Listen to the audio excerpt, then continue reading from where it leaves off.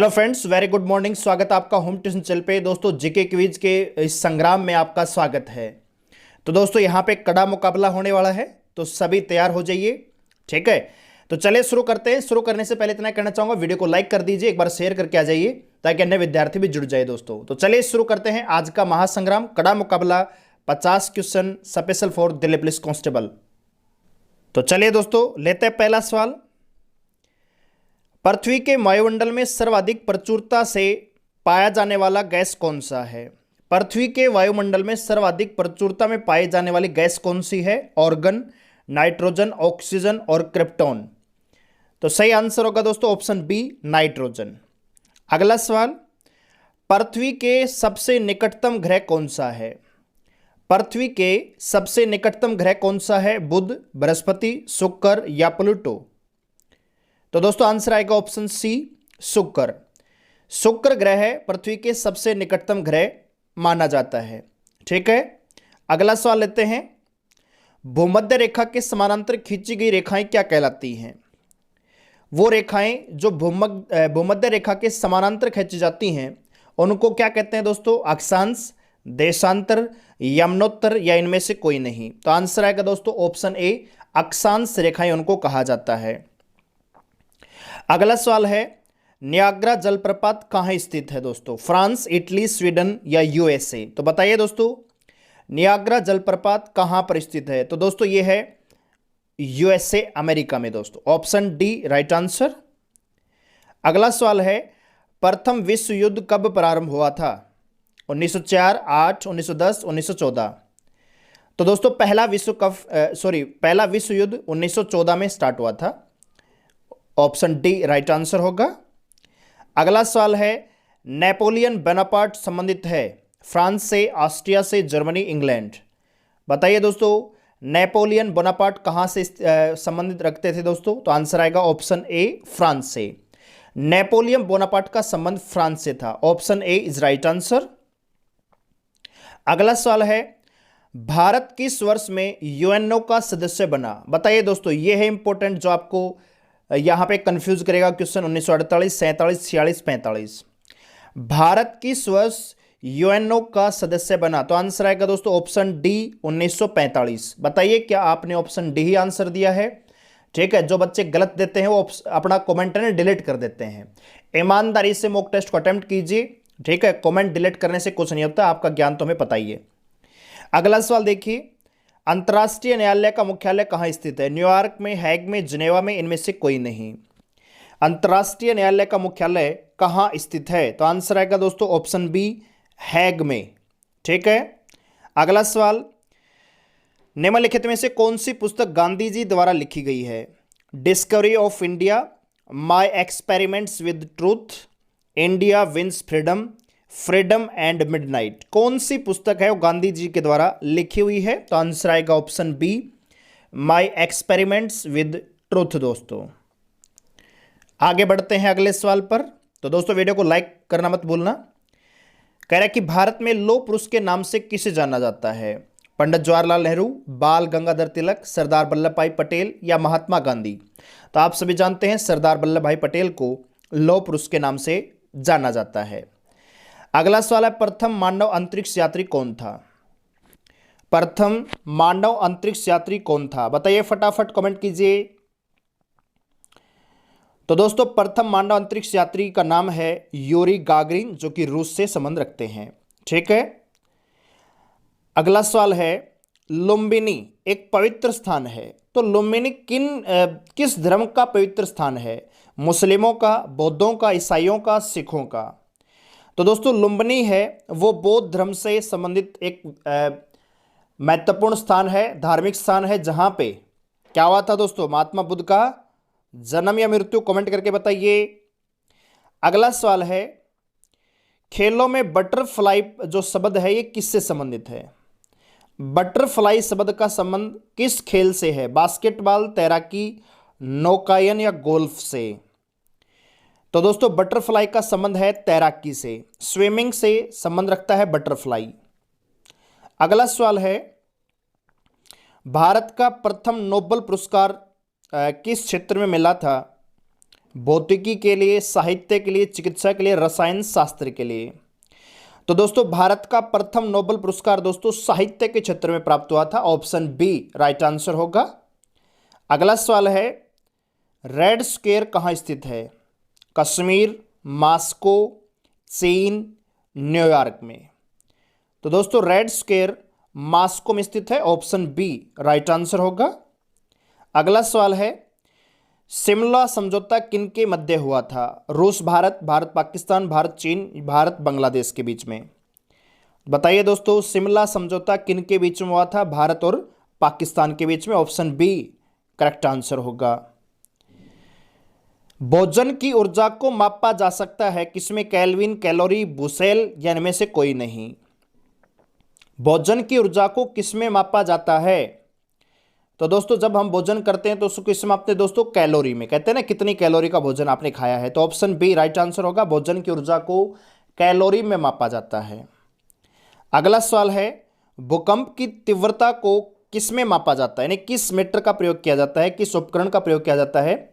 भूकंप की तीव्रता को मापने के लिए किस उपकरण का प्रयोग किया जाता है? तो आंसर आएगा दोस्तों option D seismograph.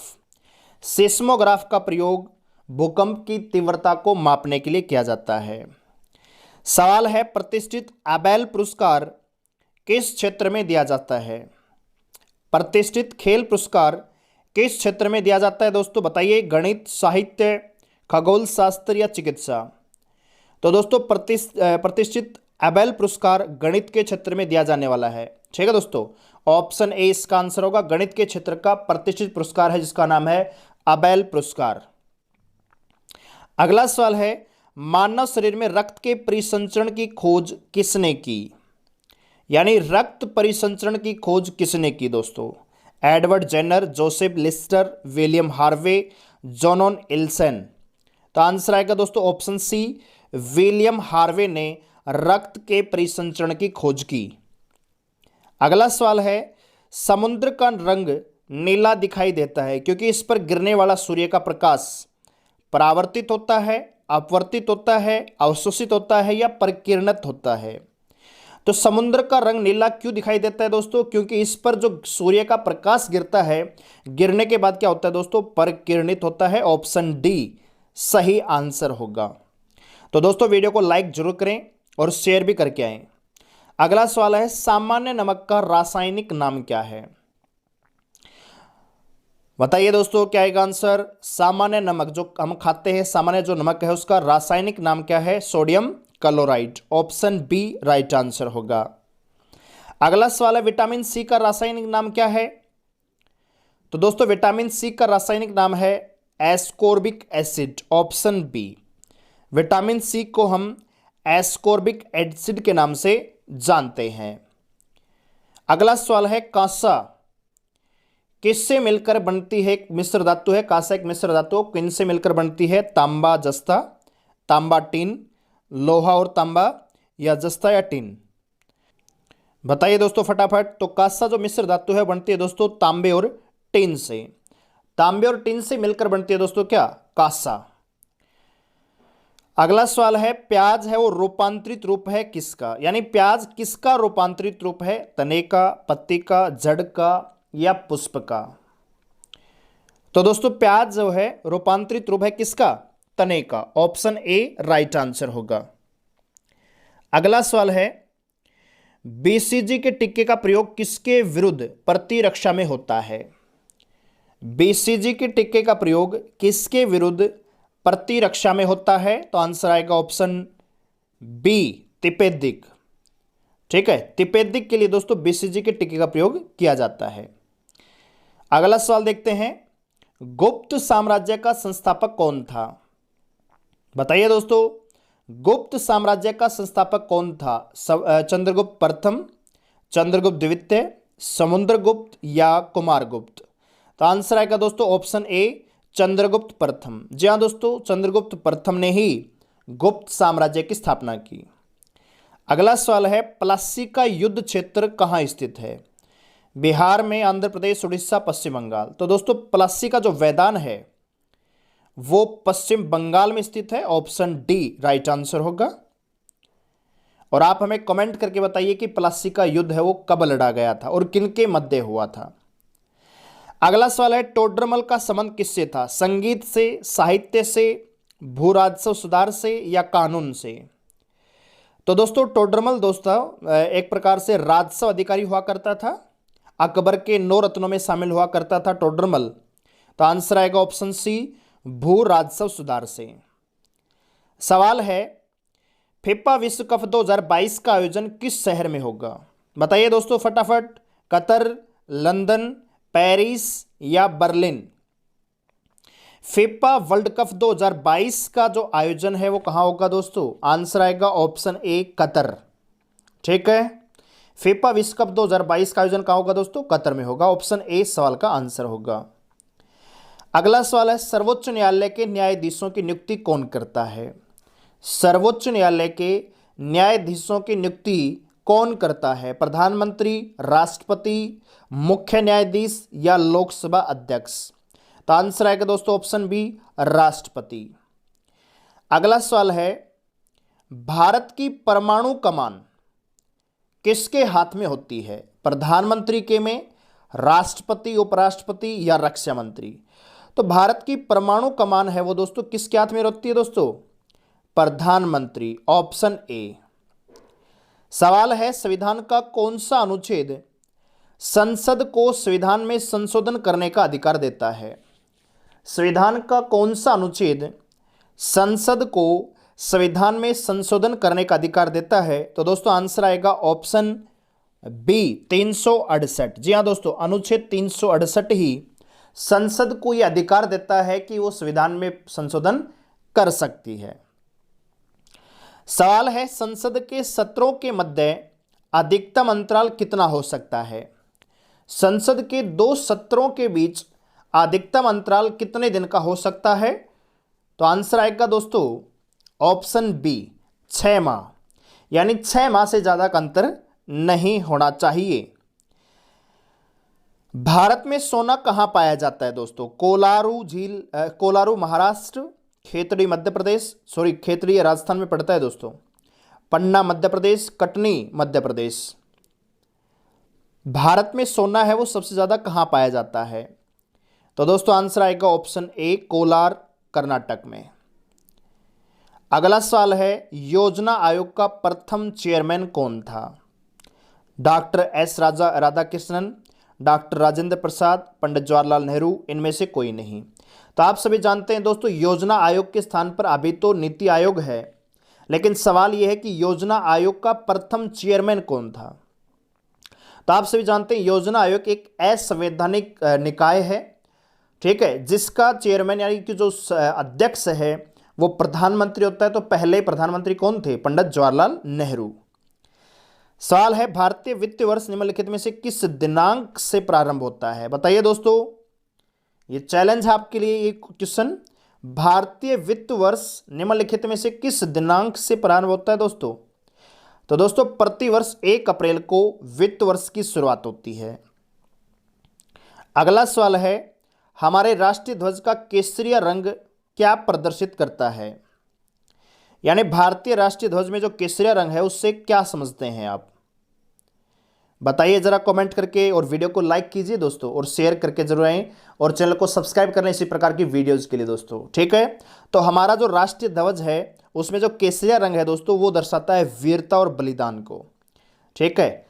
Kesari picture आपने देखी होगी, तो केसरिया रंग केसरी से बना है, केसरी का मतलब है बलिदान, ठीक है दोस्तों, वीरता और बलिदान। अगला सवाल है, तेजड़िया और मंदड़िया वाणिज्य के किस पक्ष से संबंधित हैं? तेजड़िया और मंदड़िया वाणिज्य के किस पक्ष से संबंधित शब्द हैं? तो आंसर यहां पे आएगा दोस्तों, बताइए जरा फटाफट क्या आएगा आपका आंसर। तो ऑप्शन सी राइट आंसर होगा, शेयर बाजार से संबंधित हैं तेजड़िया और मंदड़िया दोस्तों। तेजड़िया और मंदड़िया जो शब्द हैं, जैसे मंदी आ गई, तेजी आ गई, उसको तेजड़िया और मंदड़िया कहा जाता है शेयर बाजार में, ऑप्शन सी। अगला सवाल है, रक्षा बलों का सर्वोच्च नियंत्रण किसके पास रहता है? तो ये तो बहुत आसान क्वेश्चन है। रक्षा बलों का जो सर्वोच्च नियंत्रण है, सर्वोच्च कमांडर है, वो भारत का राष्ट्रपति होता है। अगला सवाल है, इकोलॉजी में किसका अध्ययन किया जाता है? वायुमंडल का, ध्वनि का, जलवायु का, पर्यावरण का? तो दोस्तों इकोलॉजी के अंतर्गत हम पर्यावरण का अध्ययन करते हैं, ऑप्शन डी। अगला सवाल है, क्लोरोफ्लोरोकार्बन पर्यावरण के लिए हानिकारक है क्योंकि वे पराबैंगनी विकिरण अवशोषित करते हैं? नहीं। वे दमा और कर्क रोग जैसी बीमारियों का कारण है? ये वायु दूषित करते हैं? वे ओजोन परत के अवक्षय का कारण है? तो दोस्तों क्लोरोफ्लोरोकार्बन इसलिए हानिकारक है क्योंकि वह जो सूर्य से प्राप्त होने वाली विकिरण है, पराबैंगनी किरणों को जो अवशोषित करती है ओजोन परत, उसके अवक्षय का कारण है। ठीक है, तो ओजोन परत जो नष्ट हो रही है, अवक्षय हो रहा है उसके कारण क्या है? क्लोरोफ्लोरोकार्बन। दोस्तों अगला सवाल है, ऑर्गेनिक विषाक्तता का प्रमुख स्रोत क्या है? ऑर्गेनिक विषाक्तता का प्रमुख स्रोत क्या है? वायु प्रदूषण, भूमिगत जल, रासायनिक उर्वरक या तंबाकू? तो आंसर आएगा दोस्तों ऑप्शन सी, रासायनिक उर्वरक है ऑर्गेनिक विषाक्तता का स्रोत बनते हैं। अगला सवाल है, भारतीय संविधान में गणतंत्र की अवधारणा कहां से ली गई है? भारतीय संविधान में गणतंत्र की अवधारणा कहां से ली गई है दोस्तों? तो आंसर आएगा ऑप्शन बी, फ्रांस से। जी हां दोस्तों, फ्रांस से भारतीय संविधान में गणतंत्र की अवधारणा ली गई है। और संघ सरकार कहां से ली गई है दोस्तों? कनाडा के संविधान से। यानी हमारा जो हमारी सरकार है वो कनाडा के संघ के जैसी है। ठीक है, अगला सवाल, हड़प्पा सभ्यता का केंद्र स्थल किस क्षेत्र के निकट स्थित है? हड़प्पा सभ्यता का केंद्र स्थल किस क्षेत्र के निकट स्थित है? तो दोस्तों सिंधु नदी। ठीक है, ऑप्शन सी। दोस्तों वीडियो को लाइक जरूर करें। अगला सवाल है, ताजमहल खालिस्तान की याद में बनाया गया। तो दोस्तों ताजमहल मुमताज महल की याद में बनाया गया शाहजहां के द्वारा। ऑप्शन ए इसका आंसर आएगा। ठीक है, अगला सवाल देखते हैं, भारत का प्रथम मुख्य सूचना आयुक्त कौन था? भारत के पहले सूचना आयुक्त का नाम बताइए। वजाहत हबीबुल्ला, सत्येंद्र मिश्रा, एएन तिवारी, अन्नापूर्णा दीक्षित? तो दोस्तों भारत के पहले मुख्य सूचना आयुक्त हैं Satyendra Mishra. Option B right answer होगा। अगला सवाल है, बोम्बायला देवी संबंधित है किससे? भारोत्तोलन से, तीरंदाजी से, मुक्केबाजी से, एथलेटिक्स है। बोम्बायला देवी जो कि एक प्रसिद्ध खिलाड़ी है, एथलीट है, वो किससे संबंधित है दोस्तों? तो याद रखेंगे बोम्बायला देवी मुक्केबाजी से तीरंदाजी से संबंधित है। ऑप्शन बी राइट आंसर होगा। ठीक है, बोम्बायला देवी तीरंदाजी से संबंधित है, ऑप्शन बी। अगला सवाल है, भारत में सबसे बड़ी कृत्रिम झील कौन सी है? भारत में सबसे बड़ी कृत्रिम झील कौन सी है दोस्तों? राणा प्रताप सागर, गांधी सागर, गोविंद सागर, जवाहर सागर?